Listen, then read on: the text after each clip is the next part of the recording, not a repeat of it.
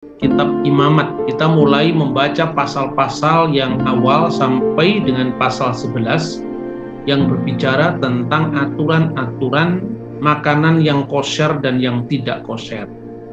Permulaan kitab Imamat yang kita bahas sekarang ini. Jadi mulai dari kolom ketiga paling bawah itu tertulis kitab Wayikra el Mose Wayedaber Adonai Elau Meohel Mu'et Lemor. Kemudian sampai ayat 2 ini, Daber el Bene Yisrael vi amarta alehem Adam ki yakrib mihem karban Adonai min habihimah min habakar umin hason takribu et kariban hem. Jadi dari awal pembahasan kitab Imamat ini sudah bicara tentang korban yang untuk bangsa Israel secara khusus adalah suku Lewi. Jadi Wayikra, maka dia memanggil atau Tuhan memanggil Musa dan berfirman kepadanya dalam kemah pertemuan, berbicaralah kepada orang Israel. Maka kitab Imamat ini tentu dengan segala aturan-aturannya tentang hukum yang halal dan yang haram, korban bakaran, korban penebus salah, korban penebus dosa, itu memang ditujukan untuk Bene Israel, untuk orang-orang Israel. Dan katakanlah kepada mereka, yaitu mereka orang Israel, apabila seorang di antaramu hendak mempersembahkan persembahan kepada Tuhan, haruslah persembahanmu itu persembahkan itu dari ternak behemah, yakni dari lembu sapi, yaitu bakar, bahasa Arabnya juga sama. Kemudian dan kambing domba. Nah ini tentu teks ini bukan tanpa kebetulan, karena memang ini berbicara tentang bangsa Israel. Nah, saudara-saudara, kita sebelum masuk di dalam pembahasan tentang makanan yang kosher dan yang tidak kosher, kita akan melihat secara sistematik, mungkin hanya sambil lalu saja, tentang jenis-jenis korban yang dimuat dalam pasal 1 sampai pasal 9, pasal 1 sampai sebelum pasal 11 lah. Kemudian pasal 10 nanti berbicara tentang kematian dua anak Harun, ya. Jadi yang pertama itu adalah jenis korban yang namanya korban bakaran. Itu unsur-unsurnya lembu, kambing jantan atau burung jantan, burung tekspur, dan anak burung merpati untuk orang miskin, dibakar sampai habis dan tidak boleh bercacat celah. Itu syaratnya. Kemudian untuk apa tujuannya? Korban sukarela, tindakan penyembahan secara sukarela untuk perdamaian dosa yang tidak disengaja secara umum, ungkapan pengabdian dan penyerahan ketergantungan mutlak kepada Tuhan. Lalu korban sajian yang diatur dalam Imamat pasal 6 nanti secara detail diulangi lagi di dalam pasal 6 ayat 14 sampai 23. Yaitu dari padi-padian, tepung, unggul, minyak, zaitun, kemenyan, roti yang dibakar, kue atau wafel dan garam tanpa ragi dan madu, menyertai korban bakaran dan korban keselamatan bersama dengan korban-korban curahan. Tindakan ini tujuannya untuk apa? Penyembahan sukarela, pengakuan atas kemurahan dan pemeliharaan Allah, dan pengabdian kepada Allah itu sendiri. Lalu korban keselamatan yang diatur dalam Imamat pasal 3 ayat 2 dan kemudian diteruskan dalam pasal 7 ayat 11 sampai ayat 34. Binatang yang tanpa cacat celah berupa lembu atau kambing domba yang bersamakan dengan aneka roti. Tindakan ini tujuannya adalah penyembahan sukarela, ucapan syukur dan persekutuan, termasuk di dalam perjamuan kasih. Lalu korban penghapus dosa di muat dalam Imamat pasal 4 ayat 1 sampai 8 dan 13, kemudian diulang lagi dalam pasal 6, pasal 8 ya. Intinya ada unsur-unsurnya: lembu muda untuk imam besar dan jemaah, kambing jantan untuk pemimpin, kambing betina dan anak domba untuk orang awam, tekukur dan anak burung merpati untuk yang miskin, dan 1/10 eva tepung yang terbaik yang untuk orang yang sangat miskin. Nah, apakah yang dijadikan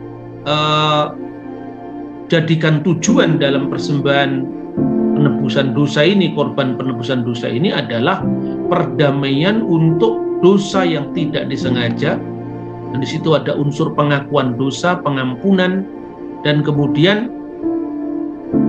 memisahkan diri dari segala jenis kenajisan secara ritual.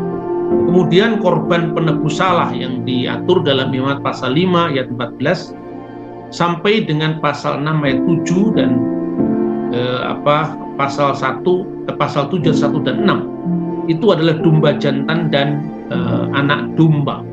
Ini perdamaian wajib ya, yang ditentukan bagi Bani Israel dengan dosa yang menuntut restitusi ya, kemudian pentahiran dari segala kenajisan, dan di situ membayar restitusinya. Dan itu merupakan aturan yang mungkin bagi orang yang bukan Israel tentu itu sangat jelimet sekali. Nah, contoh-contoh misalnya ya, di dalam Imamat pasal 3 ayat 15 dan 16 itu diatur bahwa ketika mempersembahkan korban itu maka lemaknya tidak boleh tidak harus dibakar habis. Apa tujuannya di situ? Apakah itu semata-mata karena lemak binatang atau ada tersembunyi tujuan yang lain? Sebab konteks dalam hukum-hukum Tuhan yang sangat jelimet untuk Bani Israel itu adalah konteks ketaatan ketika mereka dipersiapkan sebagai bangsa yang sedang eksodus menuju ke tanah perjanjian sesuai yang diamanatkan atau dijanjikan Tuhan. Di dalam Imamat pasal 3 ayat 16 itu yang disebut helep itu lemak, itu seluruhnya ladunai untuk Tuhan. Jadi kal helep ladunai, karena segala lemak adalah milik Tuhan. Ini kalau dipahami secara awam, ini apa artinya? Padahal di situ sebetulnya ada simbol-simbol yang mau ditekankan di dalam kitab Taurat. Di sini yang dimaksud lemak itu bukan lemak biasa yang tidak ada maknanya, tetapi di situ adalah lemak yang dari binatang, lemak yang gemuk yang membungkus ginjal. Maka disebutkan di dalam pasal 3:15 itu, kedua buah pinggang dan lemak yang melekat padanya harus dipisahkannya beserta buah pinggang itu. Nah, pelanggaran terhadap hal seperti ini juga dicatat di dalam 1 Samuel pasal 2 15 dan 17, di mana dikaitkan dengan dosa dari anak-anak Eli. Kenapa pelanggaran ritual begini begitu kerasnya? Karena itu adalah disiplin ketaatan. Saya pernah sampaikan bahwa Eksodus itu ibarat seorang tentara yang menuju perang, dan itu disiplin harus ditegakkan benar-benar, sehingga mereka yang melanggar disiplin yaitu harus ditindak tegas tanpa pandang bulu, karena satu yang melanggar, bahwa semuanya akan melanggar, dan itu akan merusakkan seluruh tatanan yang Tuhan sampaikan untuk tujuan yang lebih besar. Nah, karena itu ini harus dipahami secara simbolis apa yang mau ditekankan di situ, lemak yang membungkus ginjal itu. Karena di dalam beberapa naskah Alkitab yang lain ya, itu misalnya disebutkan dalam Mazmur pasal 139 ayat 13 misalnya, sebab engkau yang membentuk buah pinggangku. Ya, buah pinggang itu kilyotai, buah pinggangku. Akulah Tuhan, misalnya disebutkan di dalam ayat yang lain ya, misalnya disebutkan dalam kitab Yeremia misalnya. Kitab Yeremia itu membahas tentang buah pinggang. Akulah Tuhan yang menyelidiki hati. Hati itu lev dalam bahasa Ibrani. Yang menguji batin itu kilayot. Nah, kata batin, kilayot maupun kata buah pinggang ya, itu seakar kata, yaitu kilyah, akar katanya. Jadi artinya bahwa lemak yang membungkus ginjal itu artinya bagian yang terdalam dalam tubuh manusia. Seperti lemak yang padat itu menyembunyikan organ-organ rahasia yang terdalam dalam hati, dalam laf ya, dalam kilayot, dalam diterjemahkan buah pinggang atau kadang-kadang batin. Begitu juga bagian yang terdalam dari jiwa manusia itu menjadi misteri Allah. Jadi itu sebetulnya ada simbol-simbol yang disampaikan. Tetapi lepas daripada semua itu, yang menjadi penekanan itu adalah ketaatan. Jadi misalnya sekarang ya, sebelum kita masuk di dalam soal kosher atau tidak kosher. Misalnya Allah mengharamkan bagi Israel babi atau onta atau pelanduk atau kelinci. Tidak perlu dicari kenapa itu tidak boleh dimakan, mungkin secara medis dan sebagainya. Tetapi penekanannya itu adalah karena itu dilarang maka tidak boleh dimakan. Jadi ketaatan yang mutlak, absolut kepada perintah Tuhan. Jadi kalau dikatakan misalnya kelinci itu tidak kosher, unta tidak kosher, babi tidak kosher, ya, pelanduk tidak kosher. Jadi menurut Imamat pasal 11, babi itu urutan keempat yang diharamkan. Setelah unta, kemudian pelanduk, kemudian kelinci, baru babi. Jadi tingkat yang urutannya itu adalah keempat. Apakah berarti kelinci itu sesuatu yang kotor, sesuatu yang dibenci, sesuatu yang harus dimusuhi? Apakah pelanduk, apakah unta itu sesuatu yang menjijikkan, atau demikian juga babi itu menjijikkan? Saya kira tidak. Imamat pasal 11 itu diungkapkan dalam konteks upacara-upacara ritual bagi imam-imam Lewi. Makanya disebut sebagai kitab imamat orang Lewi, ya. Itu tekanannya karena binatang-binatang korban itu dibahas dalam konteks persembahan-persembahan atau korban-korban yang dijelaskan dalam korban penebus salah, korban penebus dosa, ya. Itu bukan sekedar kosher atau tidak kosher, tetapi kosher dan tidak kosher secara ritual. Jadi artinya bukan babi itu kotor, babi itu najis, unta itu kotor, unta itu najis, kelinci itu kotor, kelinci itu najis. Tapi karena kelinci, babi, pelanduk, unta dilarang, maka itu menjadi tidak kosher, menjadi tidak boleh dimakan bagi orang Yahudi. Bukti bahwa kalau dinyatakan itu adalah tidak kosher atau tidak boleh dimakan atau itu diharamkan, bukan berarti itu najis. Terbukti apa? Kalau kita lihat mulai awal dari konteks penciptaan misalnya, ya, ketika Tuhan menciptakan alam semesta, mulai dari pertama, hari kedua, hari ketiga, hari keempat, hari kelima, dan ini puncaknya penciptaan manusia, itu Tuhan selalu mendeskripsikan pekerjaannya itu dengan ungkapan wayar Elohim kitov, dan dilihatlah oleh Allah semuanya itu baik. Sampai pada puncak penciptaan manusia itu dikatakan bukan sekedar baik, tapi sungguh amat baik. Wayar Elohim etgal aser asa, maka dilihatlah oleh Elohim segala yang dibuatnya itu, ya, wahinneh, dan sungguh, ya. Hinneh itu penekanan bahasa Arabnya itu adalah inna, misalnya innallaha ma'asobirin misalnya dalam Quran. Inna itu sungguh, sesungguhnya. Wehineh, dan sungguh tof me'ot, sangat baik, baik terlalu baik. Jadi sungguh ditambahi lagi me'ot, terlalu. Artinya semua ciptaan itu di mata Tuhan tidak ada ciptaan yang najis, tidak ada ciptaan yang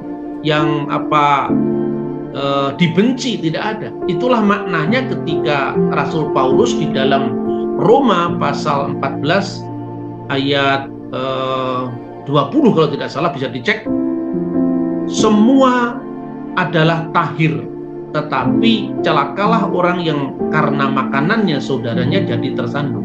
Jadi semua adalah tahir, itu adalah hukum asal di mana Tuhan memandang semuanya baik. Tetapi karena maksud Tuhan dalam konteks disiplin yang tiap-tiap zaman berbeda, maka yang dinyatakan najis secara ritual itu tidak berarti najis secara substansial, bahwa babi itu dibenci. Tidak seperti itu. Itu adalah ujian ketaatan bagi kita. Buktinya apa? Buktinya dalam kitab Taurat Bereshit pasal 7 ayat 8. Ketika Tuhan mau memusnahkan dunia ini karena kejahatan, karena dosa-dosa, maka Tuhan memerintahkan kepada Nabi Nuh bahwa di dalam bakteranya itu tidak hanya binatang-binatang yang halal, tetapi juga binatang-binatang yang haram. Bukan hanya binatang-binatang yang kosher, tapi juga binatang-binatang yang low kosher, yang tidak kosher.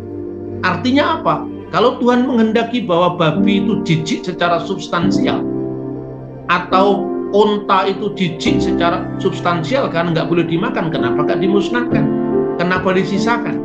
Dan kemudian ketika habis bahtera itu mendarat, artinya Nuh dan keluarganya selamat, maka yang terjadi apa? Tuhan mengadakan perjanjian dengan Nuh.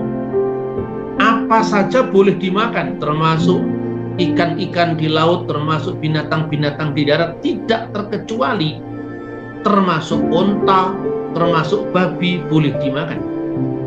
Kapan babi itu mulai dilarang? Ya semenjak zamannya Taurat diberikan kepada Musa, secara khusus di padang gurun yang dicatat di dalam kitab Imamat.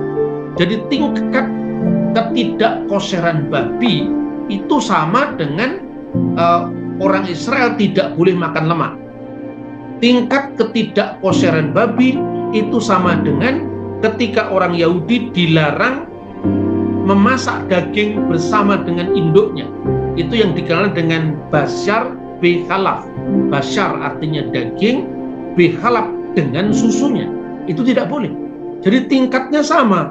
Kalau Anda makan di McD, kemudian mencampur antara daging dengan susu, itu haramnya sama dengan haramnya babi atau haramnya onta. Itulah sebabnya di Israel modern ada McD yang kosher dan ada McD yang tidak kosher. Nah itu saudara-saudara. Jadi setelah Nuh kemudian selamat dari banjir besar yang Tuhan kehendaki karena dosa-dosa dan kejahatan manusia itu, maka ditentukan untuk orang-orang Goyim, jadi orang-orang bukan Yahudi, karena waktu itu ya zamannya Nuh Yahudi belum ada. Tetapi hukum Yahudi sendiri ini sekedar sebagai sebuah perbandingan. Saya tidak mencari pembenaran dari kitab Talmud, tidak. Ini sekedar sebuah perbandingan. Traktat Sanhedrin 56a misalnya mengatur bagi orang-orang Goyim, di mana orang-orang Goyim tidak diberlakukan hukum Musa, yaitu Imamat pasal 11. Jadi Anda itu mau Batak, mau Ambon, Jawa, ya kemudian Filipin, Hindu, Buddha, Islam, kita ini semua sama-sama Goyim. Jadi tidak ada yang lebih dari satu dan yang lain di mata orang Yahudi. Jadi derajatnya orang Kristen yang Goyim ya, bukan orang Kristen yang Yehudim, orang Kristen yang menerima hukum Taurat, itu kira-kira ya sama dengan orang-orang Goyim yang lain. Ya, misalnya, oleh karena apa? Orang Goyim itu bukan dibenci oleh Tuhan juga. Karena kepada mereka diberikan hukum tersendiri, yaitu yang dikenal dalam rumusan para rabi, ya. Sekalipun angka 7 itu tidak ada di dalam kitab Kejadian pasal 9, tetapi dalam rumusan para rabi disebut Sefa Misfot Bene Noah, yaitu 7 misfot, 7 hukum, 7 aturan bagi umat non-Yahudi, yaitu bagi anak-anak Nuh. Jadi umat sebelum Musa itu seluruhnya, mau India, mau Roma, mau Yunani, semua itu adalah putra-putra Nuh. Yang berlaku bagi mereka adalah Sefa Misfot Bene Noah. Jadi Yudaisme tidaklah mewajibkan orang-orang non-Yahudi untuk melakukan hukum Musa atau masuk ke dalam agama Yahudi dengan memberlakukan hukum itu secara paksa. Mereka hanya diwajibkan mematuhi 7 hukum Nuh agar mendapatkan keselamatan di dunia yang akan datang. Ini dalam perspektif Yahudi disebut olam haba. Ada olam hazeh dan olam haba, dunia kini dan dunia yang akan datang. Dan kaum non-Yahudi yang mengikuti hukum Nuh itu cukup, mereka dijamin keselamatannya, dan mereka menyebut sebagai hasedi umot ha-olam, yaitu umot itu bahasa Arabnya umat, olam itu adalah bangsa-bangsa. Jadi hasedi umot ha-olam adalah umat bangsa-bangsa yang saleh-saleh, kira-kira seperti itu, ya, umat bangsa yang saleh. Jadi itu dalam perspektif Yudaisme, mereka mendapatkan jaminan di dunia yang akan datang atau olam haba. Nah, pada masa-masa Alkitab, artinya pada masa zaman yang dikisahkan dalam Alkitab, kaum bukan Yahudi itu apabila tinggal di Eret Israel, apabila dia tinggal di tanah Israel dan dia tidak menganut Yudaisme, dia tidak menganut agama Yahudi, kecuali kalau proselit, kalau mereka masuk agama Yahudi, misalnya seperti berlaku dalam kisah Herodes Agung. Herodes Agung itu dari suku Edom yang rasnya termasuk bangsa Arab, yang kemudian masuk agama Yahudi, maka berlaku bagi mereka hukum agama Yahudi. Itulah yang disebut orang-orang proselites, orang-orang yang disebut sebumenois, orang-orang yang takut kepada Allah sekalipun rasnya bukan Yahudi tapi mengikuti hukum Yahudi, makanya berlaku atas mereka hukum Musa. Tetapi apabila mereka tinggal di tengah-tengah negara atau di tengah-tengah umat Israel, di tengah-tengah Eret Israel, di tengah-tengah tanah Israel, maka mereka statusnya disebut Geir Tosaf, penduduk asing yang baik, ya, dengan syarat mereka mematuhi hukum Nuh. Jadi syaratnya bukan hukum Musa karena mereka bukan Yehudi tapi mereka Goyim. Syaratnya mengikuti hukum Nuh. Menurut hukum Maimonides, ini abad pertengahan, seorang rabi Yahudi yang sangat terkenal, status Ger Tosaf, orang-orang asing yang baik itu bisa meningkat menjadi proselit, ya, yang mereka sebut sebagai Ger Sedek, orang-orang asing yang benar apabila mereka proselit atau masuk ke agama Yahudi. Jadi aturan-aturan ini ditegakkan dengan sangat baik dalam Alkitab. Artinya jangan membayangkan bahwa Alkitab itu membenci orang yang makan babi atau makan kodok, tidak ada seperti itu. Karena bagi mereka bukan hukum Musa yang berlaku, tapi hukum Nuh. Dan ini juga dicatat seperti yang tadi saya kutip dari Traktat Sanhedrin 56a, kemudian disebutkan juga di dalam Traktat Abodah Zarah dan seterusnya. Jadi ada itu dari buku para rabi itu disebutkan secara detail sekali.